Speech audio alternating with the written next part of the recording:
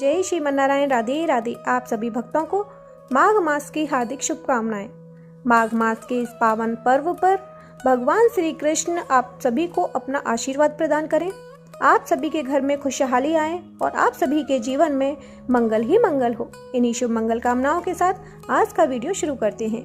प्रिय भक्तों, अब तक हम श्रवण कर चुके हैं माघ मास महात्म्य कथा अध्याय 16 तक। इससे आगे की कथा आज श्रवण करेंगे।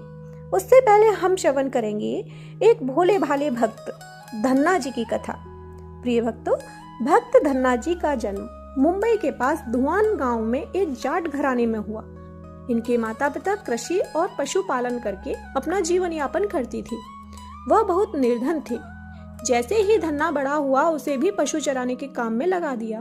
वह प्रतिदिन पशु चराने जाया करता। गांव के बाहर ही कच्चे तालाब के किनारे एक ठाकुर जी का द्वार था, जिसमें बहुत सारी ठाकुरों की मूर्तियां रखी हुई थी। लोग प्रतिदिन वहां आकर माथा टेकते व भेंट चढ़ाते। धन्ना पंडित जी को ठाकुरों की पूजा करते, स्नान करवाते व घंटियां बजाते हुए देखता।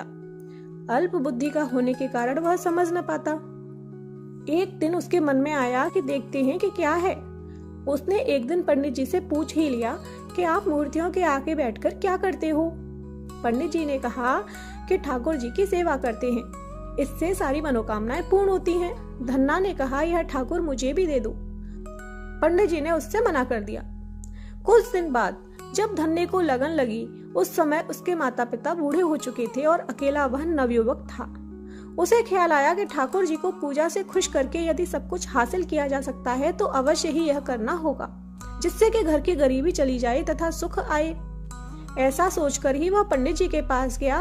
पंडित जी ने पहले तो ठाकुर जी देने से मना कर दिया कि वह ठाकुर जी की पूजा अकेले नहीं कर पाएगा। दूसरा, तुम अनपढ़ हो।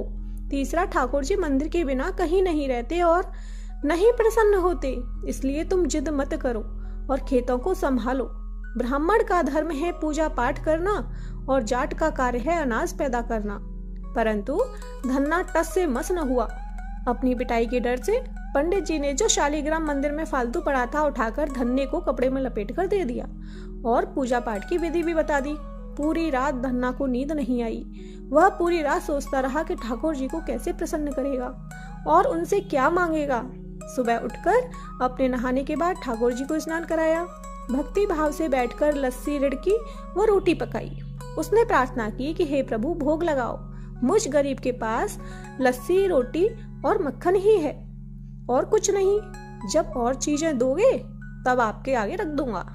वह बैठा ठाकुर जी को देखता रहा। अब पत्थर भोजन कैसे करे। पंडित जी तो भोग का बहाना लगाकर सारी सामग्री घर ले जाते थे, पर भले बालक को इस बात का कहाँ ज्ञान था। वह व्याकुल होकर कहने लगा कि क्या आप जाट का प्रसाद नहीं खाते? दादाजी तो इतनी देर तक नहीं लगाते थे। यदि आज आपने प्रसाद नहीं खाया तो मैं मर जाऊंगा, लेकिन आपके बगैर नहीं खाऊंगा। प्रभु जानते थे कि यह मेरा निर्मल भक्त है, छल कपट नहीं जानता। अब तो प्रकट होना ही पड़ेगा। 1 घंटा और बीतने के बाद धन्ना क्या देखता है कि श्री कृष्ण रूप भगवान जी रोटी मक्खन के साथ खा रहे हैं और लस्सी पी रहे हैं। भोजन खाकर प्रभु बोले, धन्ना, जो इच्छा है वो मांग लो, मैं तुम पर प्रसन्न हूँ। धन्ना ने हाथ जोड़कर विनती की कि जो तुम्हारी भक्ति करते हैं आप उनके सारे कार्य संवार देते हो। मुझे गेहूं, दाल व घी दीजिए, मैं खुश हो जाऊंगा। और यदि आप और भी ज्यादा कुछ देना चाहें तो जूता, कपड़े और 7 प्रकार के अनाज, गाय या भैंस, सवारी करने के लिए घोड़ी तथा घर की देखभाल करने के लिए सुंदर नारी मुझे दें। धन्ना के यह वचन सुनकर प्रभु हंस पड़े और बोले, यह सब वस्तुएं तुम्हें मिल जाएंगी। प्रभु बोले, अन्य कुछ? प्रभु, जब भी आपको याद करूं आप दर्शन दीजिए। यदि कोई जरूरत हुई तो बताऊंगा। भगवान ने उत्तर दिया, तथास्तु। हे प्रभु, धन्ना आज से आपका आजीवन सेवक हुआ। आपके अलावा किसी अन्य का नाम नहीं लूंगा। धन्ना खुशी से दीवाना हो गया। उसकी आंखें बंद हो गईं। जब आंखें खोली तो प्रभु वहां नहीं थे। वह पत्थर का शालिग्राम वहां पड़ा था। उसने बर्तन में बचा हुआ प्रसाद खाया, जिससे उसे तीनों लोकों का ज्ञान हो गया। प्रभु के दर्शनों के कुछ दिन पश्चात धन्ना के घर सारी खुशियां आ गईं। एक अच्छे अमीर घर में उसका विवाह हो गया। उसकी बिना बोई भूमि पर भी फसल लहलहा गई। उसने जो जो प्रभु से मांगा उसे सब मिल गया। किसी ने धन्ना से कहा, चाहे तुम पर प्रभु प्रसन्न है, लेकिन फिर भी तुम्हें गुरु धारण करना चाहिए। उसने स्वामी रामानंद जी का नाम बताया। एक दिन अचानक ही रामानंद जी उधर से निकले। भक्त धन्ना ने दिल से उनकी खूब सेवा की तथा दीक्षा की मांग की। रामानंद जी ने उनकी विनती स्वीकार कर ली और दीक्षा देकर धन्ना को अपना शिष्य बना लिया। धन्ना भगवान के नाम का सुमिरन करने लगा। बोलिए श्री कृष्ण भगवान की जय। अब श्रवण करते हैं माघ मास महात्म्य कथा अध्याय 17। अप्सरा कहने लगी कि हे राक्षस, वह ब्राह्मण कहने लगा कि इंद्र इस प्रकार अपनी अमरावतीपुरी को गया। सो हे कल्याणी, तुम भी देवताओं से सेवा किए जाने वाले प्रयाग में माघ मास में स्नान करने से निष्पाप होकर स्वर्ग में जाओगी। सो मैंने उस ब्राह्मण के यह वचन सुनकर उसके पैरों में पड़कर प्रणाम किया और घर में आकर सब भाई बांधव, नौकर चाकर, धनाधिक त्याग कर शरीर को नष्ट होने वाली वस्तु समझकर घर से निकली और माघ में गंगा यमुना के संगम पर जाकर स्नान किया। तो हे निशाचर, 3 दिन के स्नान से मेरे सब पाप नष्ट हो गए और 27 दिन के पुण्य से मैं देवता हो गई और पार्वती जी की सखी होकर सुख से निवास करती हूँ। इसलिए मैं प्रयाग के महात्म्य को याद करके सब देवताओं के सहित माघ में प्रयाग स्नान करती हूँ। सो मैंने यह सब वृतांत तुमसे कहा।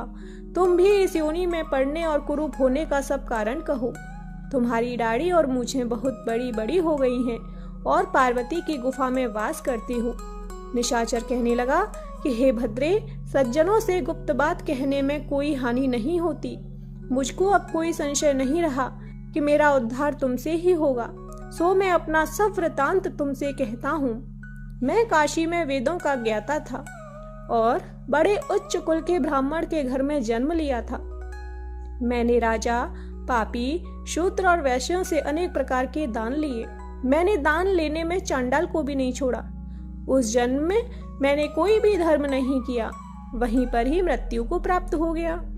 तीर्थ स्थान पर मरने के कारण नरक में नहीं गया। पहले 2 बार गिद्ध योनि में, 3 बार व्याघ्र योनि में, 2 बार सर्प योनि में, 1 बार उल्लू की योनि में और अब 10वीं बार राक्षस हुआ हूँ और सैकड़ों वर्षों से इसी योनि में हूँ। इस स्थान को 3 योजन तक मैंने जंतुहीन कर दिया है। बिना अपराध के बहुत से प्राणियों को मैंने नष्ट किया। इस कारण मेरा मन अत्यंत दुखी है। तुम्हारे दर्शन से चित्त में कुछ शांति अवश्य आई है, क्योंकि सज्जनों का संग तुरंत ही सुखदायी होता है। मैंने अपने दुख के कारण आपसे कहे और सज्जन लोग सदैव दूसरों के दुखों से दुखी होती हैं। अब यह बताओ कि इस दुख रूपी समुद्र को मैं कैसे पार कर सकता हूँ? क्या क्षीर सागर हंस को ही दूध देता है, बगुले को नहीं देता? दत्तात्रेय जी कहने लगे कि इस प्रकार उसके वचन सुनकर कांचन मालिनी कहने लगी कि हे राक्षस, मैं अवश्य तुम्हारा कल्याण करूंगी। मैंने दृढ़ प्रतिज्ञा की है कि तुम्हारी मुक्ति के लिए प्रयत्न करूंगी। मैंने बहुत बार प्रयाग में स्नान किया है। वेद जानने वाले ऋषियों ने दुखी को दान देने की प्रशंसा की है। समुद्र में जल बरसने से क्या लाभ? प्रयाग में स्नान करने का 1 बार का फल मैं तुम्हें देती हूँ।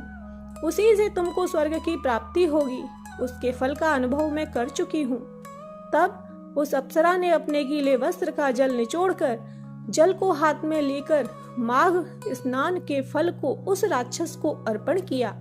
उसी समय पुण्य प्राप्त वह राक्षसी शरीर को छोड़कर तेजमय सूर्य के सदृश देवता रूप हो गया। आकाश में विमान पर चढ़कर अपनी कांति से चारों दिशाओं को प्रकाशित करता हुआ शोभायमान हुआ और कहने लगा कि ईश्वर ही जानता है कि तुमने कितना उपकार मुझ पर किया है। अब भी कृपया कुछ शिक्षा दो जिससे मैं कभी पाप न करूं। अब मैं तुम्हारी आज्ञा पाकर स्वर्ग में जाऊंगा। तब कांचन मालिनी ने कहा कि सदैव धर्म की सेवा करो, काम रूपी शत्रु को जीतो, दूसरे के गुण तथा दोषों का वर्णन मत करो, शिव और वासुदेव का पूजन करो, इस देह का मोह मत करो, पत्नी पुत्र धनादि की ममता त्यागो, सत्य बोलो, वैराग्य भाव धारण कर योगी बनो। मैंने तुमसे यह धर्म के लक्षण कहे। अब तुम देवता रूप होकर शीघ्र ही स्वर्ग को जाओ। दत्तात्रेय जी कहने लगे कि इस प्रकार गंधर्वों से शोभित वह राक्षस कांचन मालिनी को नमस्कार करके स्वर्ग को गया और देव कन्याओं ने वहां आकर कांचन मालिनी पर पुष्पों की वर्षा की और प्रेम पूर्वक कहा कि हे भद्रे, तुमने इस राक्षस का उद्धार किया। इस दुष्ट के डर से कोई भी इस वन में प्रवेश नहीं करता था। अब हम निडर होकर विचरेंगी। इस प्रकार कांचन मालिनी उस राक्षस का उद्धार करके प्रेम पूर्वक देव कन्याओं से क्रीड़ा करती हुई शिवलोक को गई।